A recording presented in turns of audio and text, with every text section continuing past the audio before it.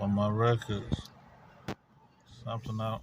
I want to bring a point up because I'm not gonna tell the whole story because I don't got that much space. I'm gonna go speak on stuff that I forgot to say that I might forget to say again. As I told the 911 supervisor, the way that person answered the phone and was confrontational, it would discourage a kid from calling. It would discourage somebody that's special needs from trying to tell the rest of the story or something of that nature.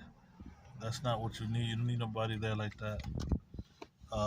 But I want to say that, uh, first of all, in this business, you should know that it's possible for one building to have multiple addresses. I pointed that out to them so they would not be confused. You got houses that have 2, 3, 4, 5 addresses. It could be in a quarter and a half. It could be the same address and an A and the same address number and a B and a C. It could be, So she shouldn't be answering phones if she's not prepared. And, but she didn't have to be confrontational. Let's just say it was an honest mistake on her part. Let's just say I am guilty. I did do it wrong, and it's an honest mistake on my part. She could have just took all the information. They could have put two and two together. She could have just simply asked me about it, and when I said it, she didn't have to say, "Oh, but you said," and I didn't know that. Well, I never heard of it. She didn't have to go through all that. She could have said, "Oh, okay," or she could have repeated it. She could have just asked me, "Oh, is Mike Breeze Center the name of the street, or that's the intersection or something?"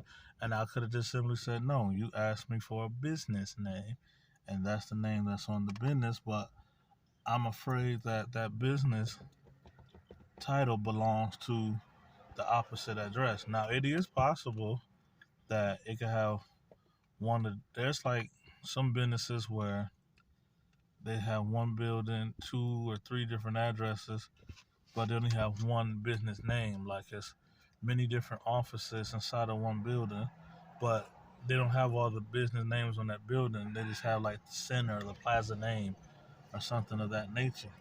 So, but yeah, you don't become confrontational. She could have just if it wasn't to be rude or funny, she could have just simply asked me to verify or correct myself. To state it again or something of that nature.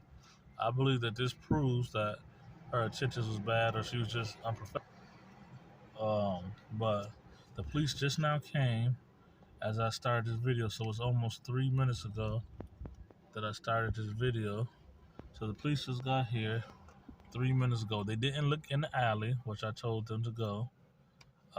They didn't even go up the side street to what the alley leads to.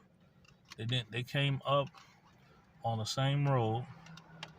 They did a U-turn. They shined a light at the very corner tip piece of where I told them they should look at, and then they drove off to the backside of the building I told them I think they might currently be at, and they shined a light over there, which there was no need to. They should be able to clearly see.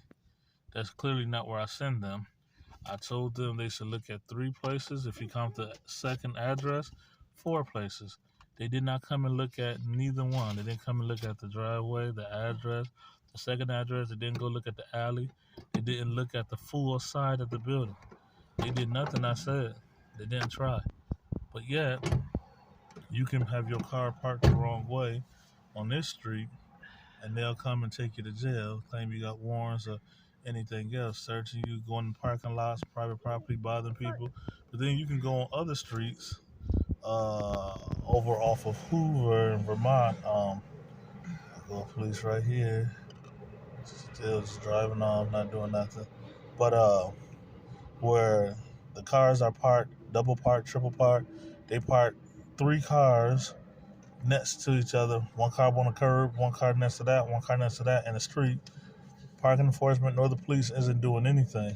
But if your car looks abandoned or homeless, or you got an RV and you park legally or halfway legal, they'll impound your shit. They pick and choose what crimes they want to go after, what criminals they want to let go.